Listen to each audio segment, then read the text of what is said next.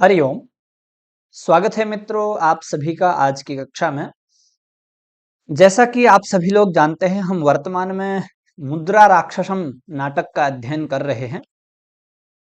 इससे पूर्व कक्षा तक हमने मुद्रा राक्षसम के प्रथम अंक को समाप्त किया।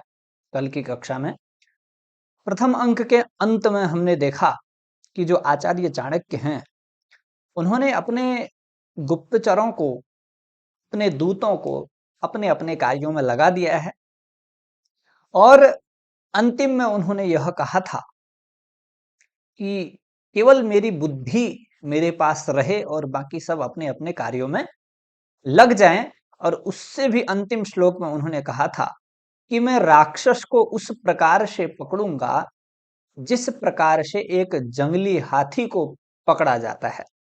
जंगली हाथी को पकड़ करके साध करके उसको कार्य वहन करने योग्य बनाया जाता है, उसी प्रकार से मैं राक्षस को भी राज्य भार का मतलब मंत्री भार वहन करने योग्य बनाऊंगा।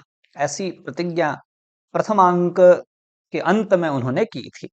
अब दूसरा अंक प्रारंभ होता है और पहले अंक में घटनाएं हमने देखी क्या क्या होती हैं। मुद्रा, मुख्य रूप से मुद्रा प्राप्ति उस अंक का नाम है, मुद्रा लाभ भी कह सकते हैं, क्योंकि उसमें राक्षस की मुद्रा, राक्षस की अंगूठी, राक्षस की मोहर जो है वो मिल जाती है चाणक्य को। अब दूसरे अंक में प्रारंभ होता है एक सपेरे का। सपेरा आप लोग जानते हैं, उसको यहाँ इस भाषा में कहा गया है आहितुंडिकः। ततः प्रविशति आहितुंडिकः। कौन प्रवेश करता है? आहितुंडिक। आहितुंडिक क्यों कहते हैं इसको?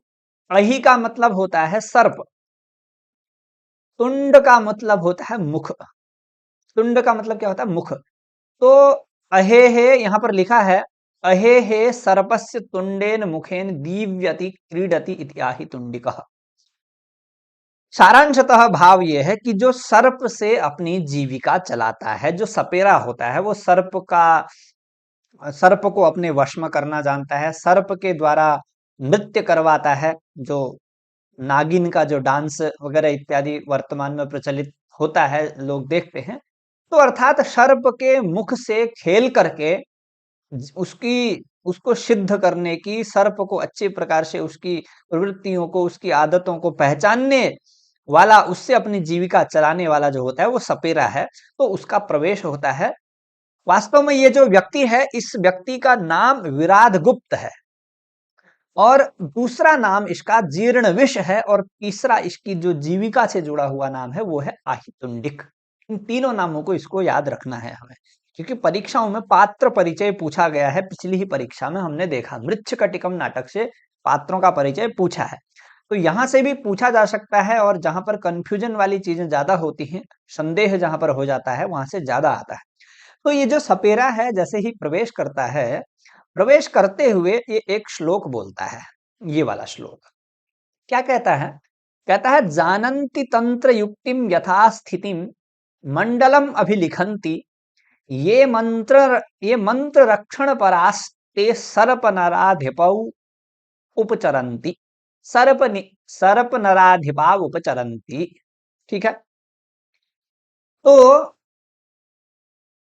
इस मैं यह कहना चाह रहा है, भावार्थ में पहले आपको सीधे सीधे बता देता हूं। कहता है कि राजा और सर्प के साथ कौन रह सकता है, या राजा और सर्प के द्वारा अपनी जीविका कौन चला सकता है। वो कोई सामान्य व्यक्ति नहीं है, अपितु वो कौन है वो इस श्लोक के माध्यम से बताएगा। कहता है कि जानन्ति ये तंत्र युक्तिम यथा स्थितिम जानन्ति। इसमें जो भी विशेषण लगेगा वो सर्प के और नराधिप के, राजा के भय में, राजा के पक्ष में लगेंगे। दोनों विशेषण राजा और सर्प के पक्ष में लगेंगे, दोनों विशेषण। कह रहे हैं जो तंत्र युक्ति को जानता है। तंत्र युक्ति का मतलब जो सर्प के साथ जीवन जीना चाहता है, सर्प के साथ व्यवहार करना चाहता है, वो तंत्र युक्ति जानेगा। मतलब उसको तांत्रिक विद्या का, तंत्र मंत्रों का ज्ञान होगा। वो तो रहेगा सर्प के पास। और राजा को कैसे? राजा को भी राजतंत्र को जानने वाला जो व्यक्ति होगा अच्छी प्रकार से, वो राजा का मंत्री बनने योग्य है, वो राजा के साथ रहने योग्य है। तो तंत्र युक्ति के दो अर्थ ले लेंगे। एक हो जाएगा तांत्रिक व्यक्ति जो सपेरा बन सकता है, दूसरा जो तंत्र राजतंत्र को राजनैतिक बातों को जानता है वो व्यक्ति यथास्थिति, अर्थात यथास्थिति मतलब यथार्थ रूपेण, जैसी वो है वैसे ही यथावत जानता है। दूसरा क्या करता है वो?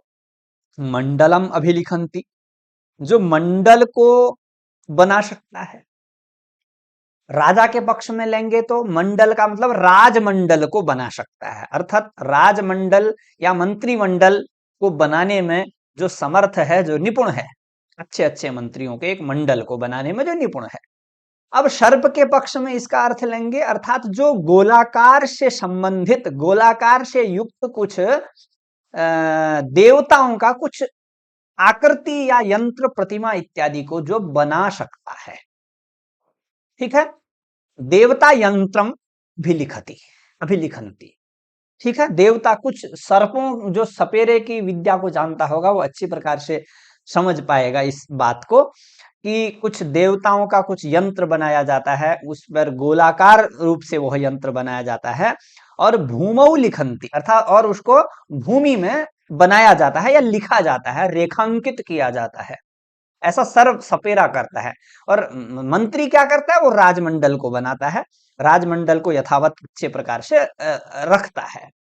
ठीक है, तीसरा विशेषण बताया कि मंत्र रक्षण पराहा, वो मंत्र के रक्षण में निपुण होता है, तत्पर होता है। अब मंत्र के रक्षण में तत्पर का मतलब राजा के पक्ष में तो वो हो जाएगा जो राजा की बताई गई कोई भी मंत्रणा है, कोई भी बात है, कोई भी भेद है, उसका रक्षण, उसको गुप्त रखने में निपुण है। ये नहीं कि स्त्रियों की तरह सब जगह जाकर के बोल देगा, नहीं, उसको गुप्त रूप में रखने में जो पर है, तत्पर है। और सपेरा कैसे हो जाएगा? जो मंत्रों के द्वारा रक्षा करने में तत्पर है।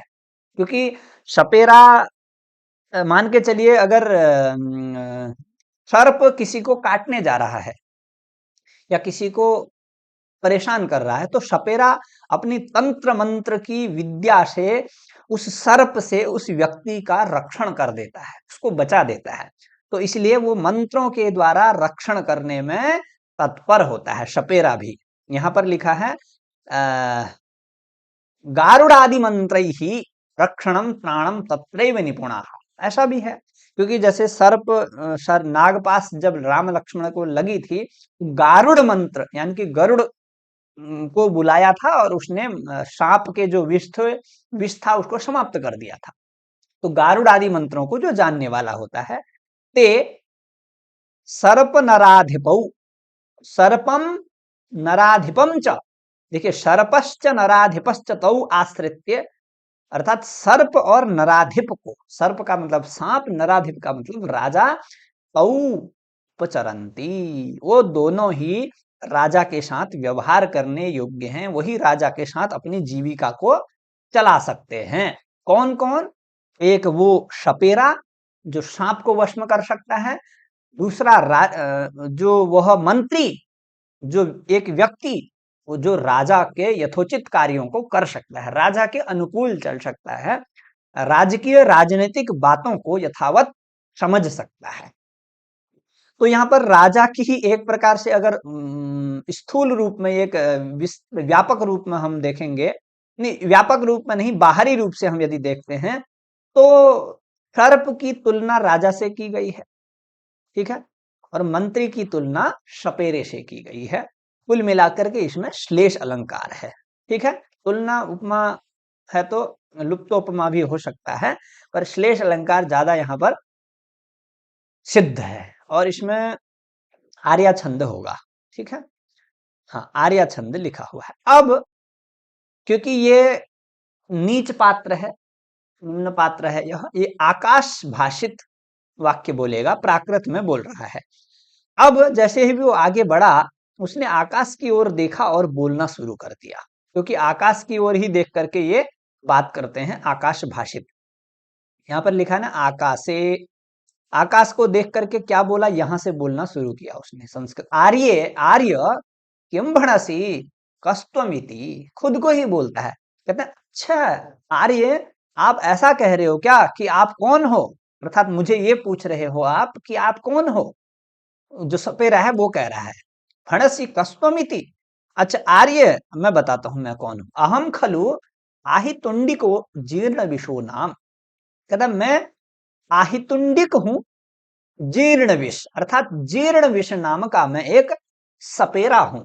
फिर आकाश की ओर देखता है, कहता है कि किम भणसी अहम पहिना खेल तुम इच्छामी, कहता है क्या कहते हो, मैं भी सर्प के साथ खेलना चाहता हूं।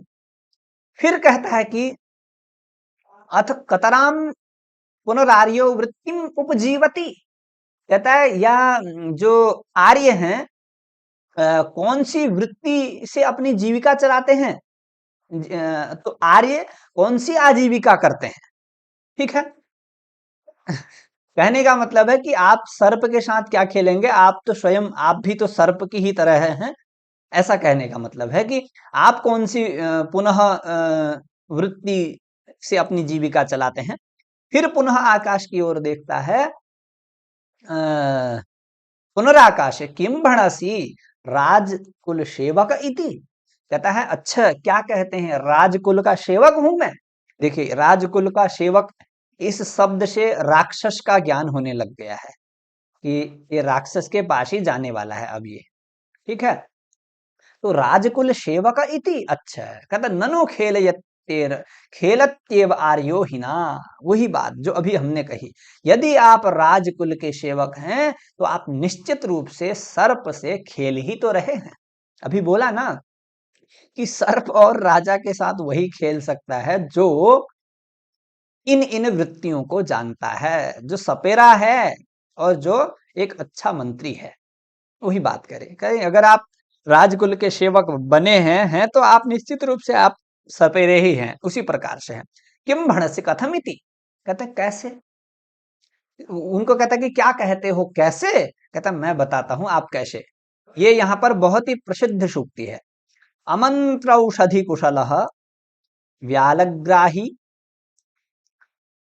अगृहीतांकुशो मत्त गजावरोही और लब्धाधिकारो जितकाशी सेवकः इति त्रयोपि अवश्यम विनाशम अनुभवन्ति। कह रहे हैं ये तीन लोग जो हैं ये निश्चित रूप से जल्द ही, समय से पहले ही विनाश को प्राप्त हो जाते हैं।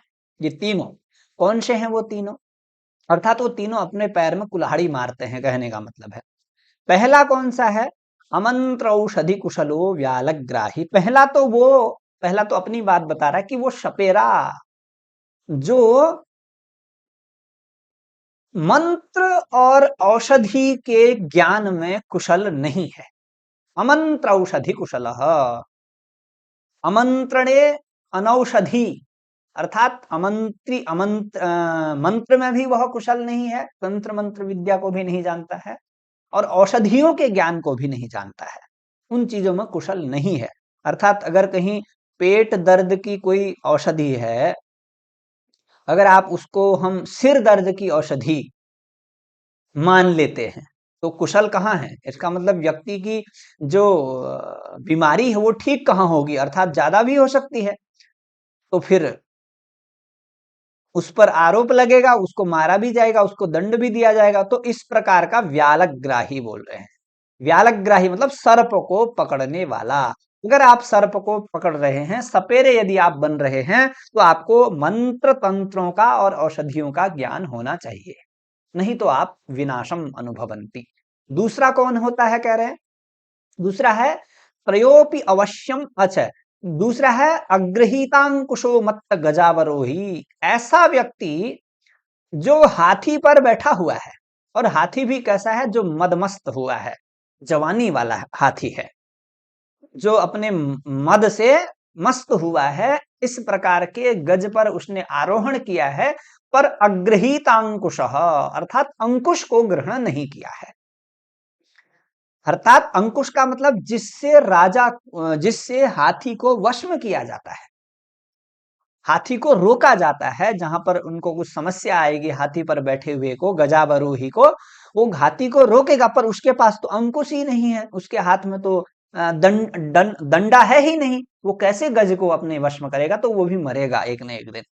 इस प्रकार से तीसरा कौन है वो, कह रहे हैं लब्धाधिकारो जितकाशी राजसेवक। और तीसरा कह रहे हैं राजसेवक। कैसा राजसेवक, जो लब्धाधिकार, लब्ध अधिकार येन सह लब्धाधिकार, अर्थात जिसने अधिकार प्राप्त कर लिया है, और अधिकार कैसा प्राप्त कर लिया है, जितकाशी, जितेन काश्यते यह सहजित काशी, अर्थात जीतने के द्वारा, अर्थात वो ऐसा कहता है अपने आप को कि मैं ही सबका राजा हूं, मैं ही सबसे बड़ा हूं, अर्थात अधिकार प्राप्त करने के बाद वो अपने आप को बहुत ज्यादा बड़ा समझता है, अपने जैसा किसी को समझता ही नहीं है। जैसे वो भी बोला है कि प्रभुत्वम अविवेकता, यौवनम धन संपत्ति प्रभुत्वम अविवेकता, ठीक है, अर्थात अगर हम अपने आप को ज्यादा ही प्रभु समझ रहे हैं सबका, तो वो भी विनाश का कारण बन सकता है। अरे इति एते त्रयो अवश्यम विनाशम अनुभवन्ति, ये तीनों ही विनाश को प्राप्त हो जाते हैं।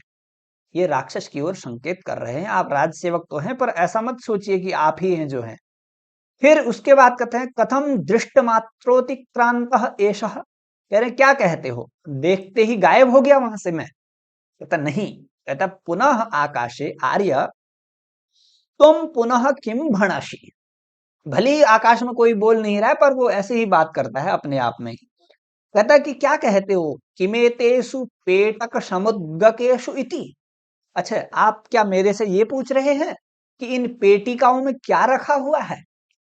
जो सपेरा है उसके पास पेटी होती है, या एक टोकरी होती है, उसके अंदर सांप होता है, और भी कई चीजें उसकी होंगी। आर्य कहता है आर्य आत्मजीविका संपादका सर्पाह, कह रहे हैं इसमें मेरी जीविका को चलाने वाले, जिनके माध्यम से मैं 2 वक्त की रोटी कमाता हूं, वो इसमें सर्प हैं, इस पेटी में। फिर कहता पुनराकाशे, कहता क्या कहते हो, प्रेक्षितुम इदानीम, अच्छा प्रेक्षितुम इच्छामि प्रसीदतु आर्य, कहते हैं अच्छा क्या कहते हो, मैं देखना चाहता हूं उन सर्पों को, कहता प्रसीदतु आर्य स्थानम खलु, कहता आर्य क्षमा कीजिए, प्रसन्न होइए, ये सर्पों को दिखाने के लिए उचित जगह नहीं है, स्थानम खलु, ये स्थान अच्छा नहीं है।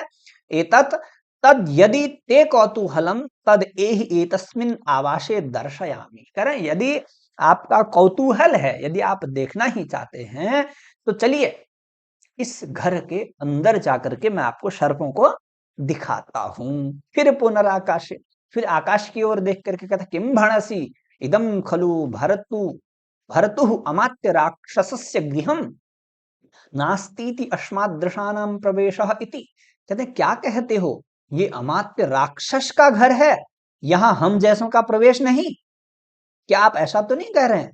ओ एक मिनट, पेज शायद उधर हो रहा है, ठीक है, क्या यहां हम जैसों का प्रवेश नहीं। फिर कहते हैं कि तेन ही गच्छतु आर्य, यदि हम जैसों का प्रवेश वैसे नहीं है, तो जीविकायाः प्रसादेन अस्त्यत्र मम प्रवेशः इति कथम एषोप्यतिक्रांतः, कह रहे हैं यदि मेरा वैसे प्रवेश नहीं है, पर मैं जीविका दिखाने के लिए, मतलब मैं जीविका चलाने वाला हूं, मैं सर्प का नृत्य दिखाने वाला हूं, इसलिए तो मेरा प्रवेश होगा ही होगा, इसलिए मैं दिखाता हूं आप। कथम एषोपि अतिक्रांतः, कह रहे हैं क्या यह भी चला गया, ठीक है। फिर उसके बाद दिशो अवलोक्य संस्कृतम आश्रित्य स्वगतम, अब उस व्यक्ति ने दिशाओं की ओर दृष्टि को डाला और संस्कृत भाषा का आश्रित करके मनी मन सोचा। उस व्यक्ति ने अभी दिखाया नहीं है, अभी मनी मन वो तो बातें कर रहा था ऐसा कि सर्प को मैं देखना चाहता हूं, कह रहे हो अच्छा अभी दिखाता हूं, अच्छा क्या कहते हो, मैं चला गया, नहीं मैं इधर ही हूं, इत्यादि मनी मन सोच रहा था, पर आकाश की ओर बात कर रहा था। अब दिशाओं की ओर देख करके उसके मन में कुछ विचार आया और उसने कहा, अहो आश्चर्यम, बहुत आश्चर्य की बात है। मति परिगृहीतम चंद्रगुप्तम अवलोक्य विफलम इव राज राक्षस प्रयत्नम अवगच्छामि। कहते हैं कि आचार्य चाणक्य की मति के द्वारा परिगृहित, मति के द्वारा सुरक्षित, यहां से प्रश्न बन सकता है, मति परिगृहीतम इत्यत्र कस्य मति कस्य मत्या परिगृहीतम, किसकी मति के द्वारा परिगृहित की बात की, तो चाणक्य मति परिगृहीतम, कह रहे चाणक्य की मति के द्वारा रक्षित किए गए, मंत्रित किए गए, प्रेरित किए गए चंद्रगुप्त को देख करके तो मुझे ऐसा लगता है कि जो ये राक्षस प्रयत्न कर रहा है वो विफल है, कि राक्षस ये प्रयत्न कर रहा है कि चंद्रगुप्त को हटा करके मलय केतु को राजा बनाया जाए। पर चंद्रगुप्त के साथ यदि आचार्य चाणक्य हैं तो राक्षस प्रयत्नम विफलम इव अवगच्छामि, राक्षस का प्रयत्न मुझे व्यर्थ ही लग रहा है अगर चाणक्य चंद्रगुप्त के साथ हैं तो। और दूसरे पक्ष में कहता है कि राक्षस पर मति परिगृहीतं च मलय केतुम अवलोक्य चलितम इव अधिराज्यात् चंद्रगुप्तम अवगच्छामि, और कह रहे हैं जब राक्षस की मति के द्वारा परिगृहित मलय केतु को देख रहा हूं, क्योंकि राक्षस भी अपने आप में बहुत बड़ा मंत्री है, बहुत बड़ा, बहुत विद्वान व्यक्ति है, बहुत कुशल है, वो भी कोई सामान्य मंत्री नहीं है, वो भी टक्कर देने वाला है आचार्य चाणक्य को। तो कह रहे हैं, और कह रहे राक्षस जब ये प्रयास कर रहा है मलय केतु को राजा बना दूं, तो राक्षस की इस बुद्धि के द्वारा प्रेरित मलय केतु को देख करके तो मुझे ऐसा लग रहा है कि चंद्रगुप्त मौर्य की राजलक्ष्मी छिन जाएगी, चले जाएगी। चलितम इव, चंचलम इव अधिराज्यात् चंद्रगुप्तम अवगच्छामि, पर उसको देख करके तो मुझे ऐसा लगता है कि चंद्रगुप्त अपने राज्य से शीघ्र ही उतर जाएगा। मन ही मन सोच रहा है, क्योंकि प्रारंभ में जो ये विष्कंभक, प्रवेशक इत्यादि आते हैं ना, ये आगे की इसी प्रकार की सूचना देते हैं। ये तो शायद प्रवेशक है कि नहीं है अभी आगे पता चलेगा, 1 मिनट में देख ही लेता हूं, क्योंकि यही नीच पात्र के द्वारा ही यह प्रदर्शित किए जाते हैं।